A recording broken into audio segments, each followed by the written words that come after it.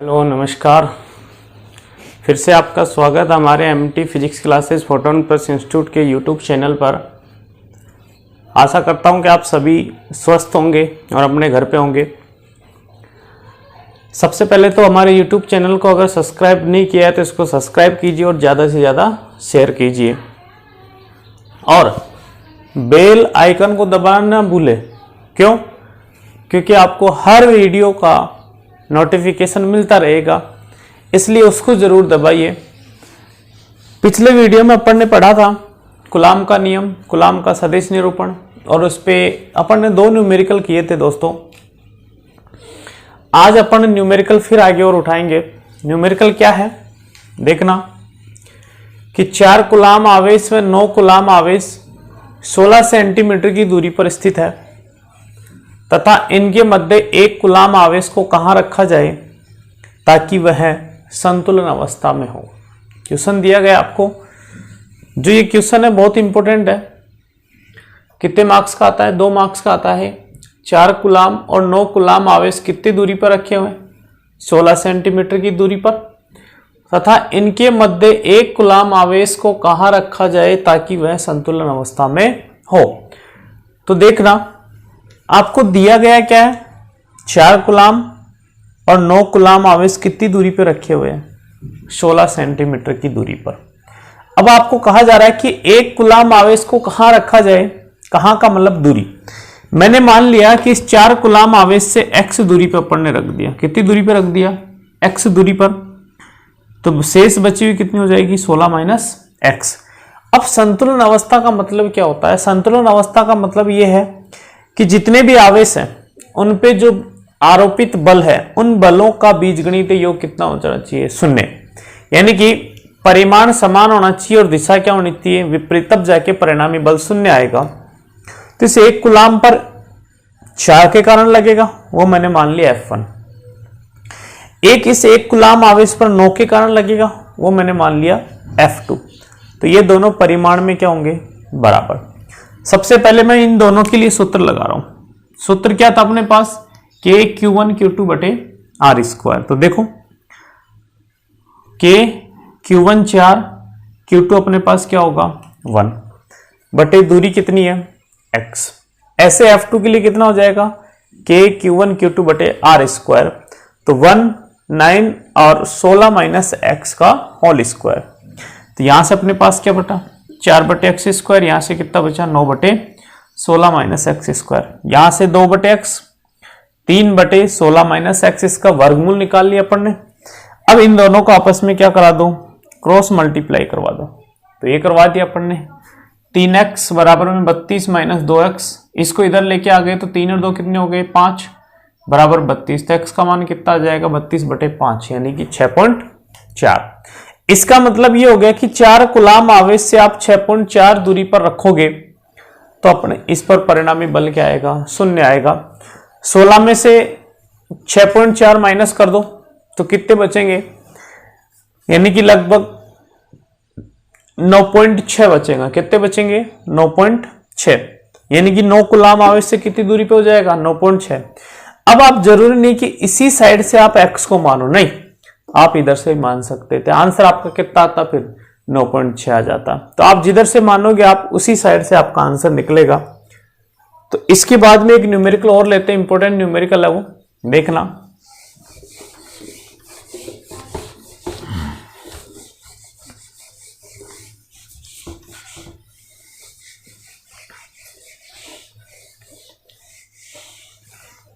क्या है देखो न्यूमेरिकल।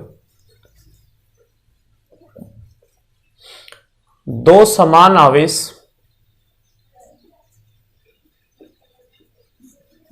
कैपिटल Q एक दूसरे से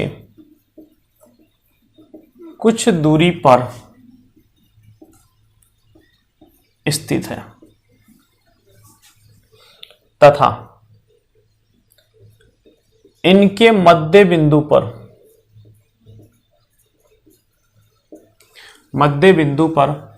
स्मॉल q आवेश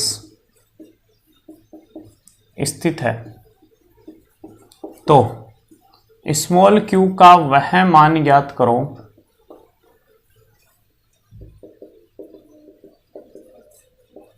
जिसके लिए निकाय संतुलन अवस्था में हो, संतुलन अवस्था में हो। ये आपको एक और दे रखा है, ये भी बहुत ज्यादा इंपॉर्टेंट है, वेरी वेरी इंपॉर्टेंट। क्या दिया गया आपको? दो समान आवेश कैपिटल क्यू एक दूसरे से कुछ दूरी पर स्थित है तथा इनके मध्य बिंदु पर स्मॉल क्यू आवेश स्थित है। क्या आवेश स्थित है? स्मॉल क्यू आवेश। तो स्मॉल क्यू का वह मान ज्ञात कीजिए जिसके लिए निकाय संतुलन अवस्था में हो। निकाय संतुलन का मतलब वही है कि जितने भी आवेश हैं उन पर लगने वाले बलों का सदिश बीजगणितीय योग क्या होना चाहिए? शून्य होना चाहिए। आपको बोला गया है कि दो आवेश समान देखो, जैसा क्वेश्चन बोलता है वैसे करते चले जाओ। आप फिजिक्स में ये गलती होती है, बेचारी फिजिक्स तो कहती है कि मेरी अंगुली ये है, मैं इधर जा रही हूं तो मेरे पीछे पीछे आ जाओ, तो आपको आसानी से आ जाएंगे। और ये तो बेचारी कह रही है कि इस साइड में जाओ और अपन जा रहे हैं इस साइड में, तो फिर न्यूमेरिकल के आंसर कभी भी नहीं आएंगे। तो देखो आपको कहा गया था कि दो समान क्यू आवेश कैपिटल क्यू, ये लो कैपिटल क्यू, इसको ए बिंदु मान लेता हूं और इसको एक दूसरे से कुछ दूरी पर, कुछ मैंने मान ली, ये लो स्मॉल डी मान ली, ठीक है। इनके मध्य बिंदु पर, लो साहब मध्य बिंदु पर एक स्मॉल क्यू आवेश स्थित है, तो ये कितनी हो जाएगी? d/2। फिर बोला जा रहा है कि स्मॉल क्यू का वह मान ज्ञात कीजिए जिसके लिए पूरा निकाय संतुलन अवस्था में हो। देखो तीन बिंदु हो गए ए, ओ, बी। किस पे परिणामी बल निकालें? इस वाले पर अपन नहीं निकाल सकते, मैं बताऊंगा क्यों। अब बचे अपने पास दो, ए वाला पॉइंट और बी वाला पॉइंट। चाहे आप इस पे निकालो और चाहे इस पे निकालो, आंसर दोनों पे क्या आएगा? सेम आएगा। तो मैं निकाल लेता हूं बिंदु ए पर। किस पे निकाल रहा हूं? बिंदु ए पर। इस पर एक तो इसके कारण लग रहा होगा, इसको मैंने मान लिया F1, और एक इसके कारण लग रहा होगा, इसके कारण इसको अपन ने क्या मान लिया? F2। तो दोनों का योगफल कितना होना चाहिए? 0। तो F1 बराबर में क्या आएगा? माइनस का F2। सर पिछले वाले क्वेश्चन में तो आपने माइनस नहीं लगाया था, क्योंकि दूरी कभी भी ऋणात्मक नहीं होती, लेकिन आवेश अपना प्लस भी होता है और माइनस भी होता है। सबसे पहले F1 के लिए लगा रहा हूं, यानी कि इन दोनों के मध्य। फॉर्मूला क्या कर लेंगे? Q2/R²। R कितनी है? इन दोनों के बीच की दूरी। इन दोनों के लिए KQ/D²। ठीक है। यहां से देखना, K से K कैंसिल, स्मॉल q से एक स्मॉल q कैंसिल, ये स्क्वायर करोगे तो 4 ऊपर चला जाएगा, 4Q/D² बराबर में माइनस का कैपिटल Q/D² से D² कैंसिल, तो आपके पास 4Q बराबर में आ गया माइनस का कैपिटल Q, और स्मॉल बराबर में कितना आ जाएगा? तो इसका मतलब स्मॉल q का मान कितना होगा अपने पास? माइनस का Q/4। तो सिंपल सी बात है, जो आपको दिया गया है उसको लिखो, फिर आपसे पूछ क्या रहा है उस तरीके से अपन हो। तो ये दो न्यूमेरिकल जो आज मैंने कराए हैं ये बहुत इंपॉर्टेंट है बोर्ड की दृष्टि से, तो आ गया होगा समझ में। इसके बाद अपन जो टॉपिक करेंगे वो टॉपिक आएगा अध्यारोपण का सिद्धांत। क्या आएगा? अध्यारोपण का सिद्धांत।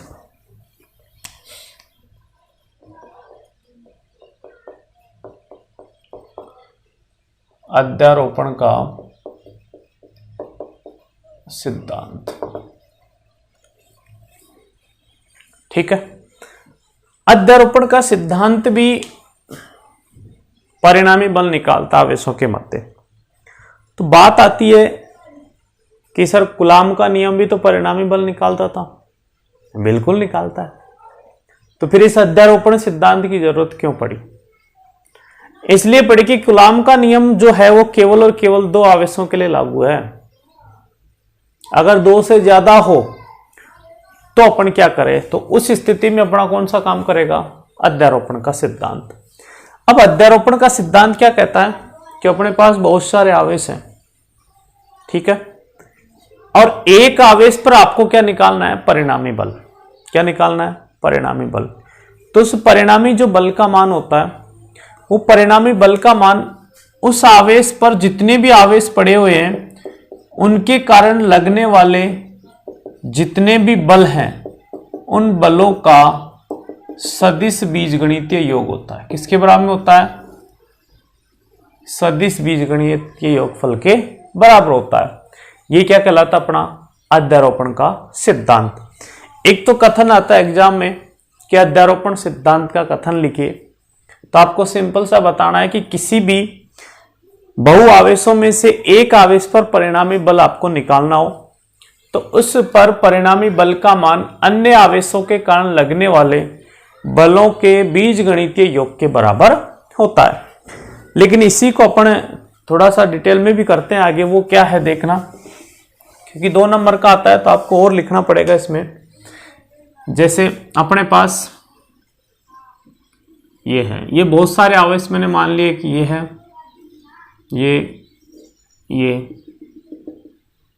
ये मूल बिंदु हो गया अपने पास। ये मैंने मान लिया Q1 आवेश, ये Q2, Q3 और ये Qn। इसका स्थिति सदिश मैंने मान लिया R1 वेक्टर, इसका R2 और इसका R3 और इसका क्या हो जाएगा? Rn वेक्टर, ठीक है। इस मूल बिंदु पर अपने पास एक आवेश रखा हुआ है Q0। क्या रखा हुआ है? Q0। इस Q0 आवेश पर आपको क्या निकालना है? परिणामी बल। क्या निकालना है? परिणामी बल। तो परिणामी जो बल होगा वो F वेक्टर बराबर में F01 plus F02 plus F03 plus n F0n के बराबर में होगा। 01 का मतलब है Q0 और 1 के मध्य लगने वाला बल, ये 0 2 के मध्य लगने वाला बल और 0 और 3 के मध्य लगने वाला बल। अपने पास फॉर्मूला क्या था सदिश फॉर्म में? K Q1 Q2 बटे R स्क्वायर।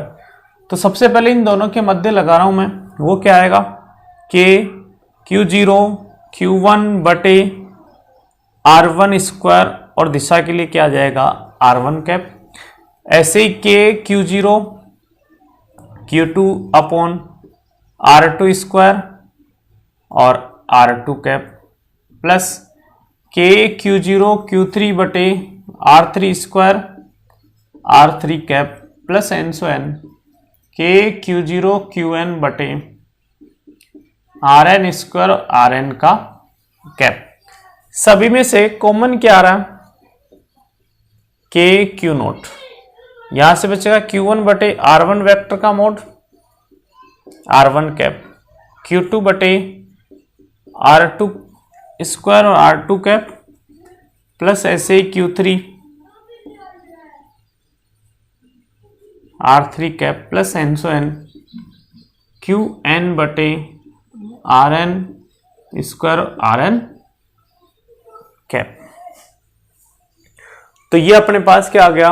परिणामी बल का सूत्र। आप एक स्टेप और बढ़ा सकते हो कि इस कैप की जगह आप कैप की वैल्यू रखो। R1 कैप का मतलब क्या होगा? R1 vector upon R1 vector का मोड। तो अपने पास लास्ट फॉर्मूला ये बन जाएगा K Q0 Q1 बटे 2 रे कितने हो जाएंगे? 3 मोड में चले जाएंगे। R1 वेक्टर प्लस Q2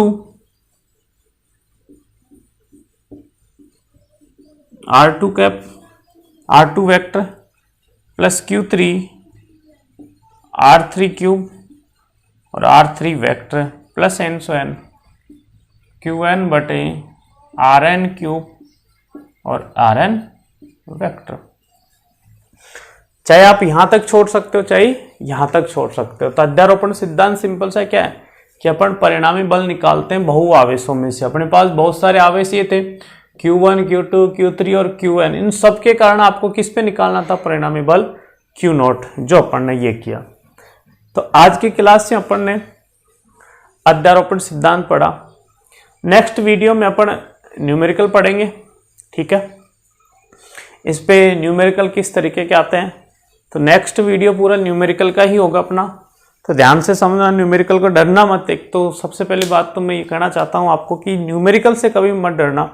क्यों? क्योंकि न्यूमेरिकल एग्जाम में 10 या 8 या 12 नंबर के आते हैं। अपन केवल एक डर के मारे छोड़ देते हैं।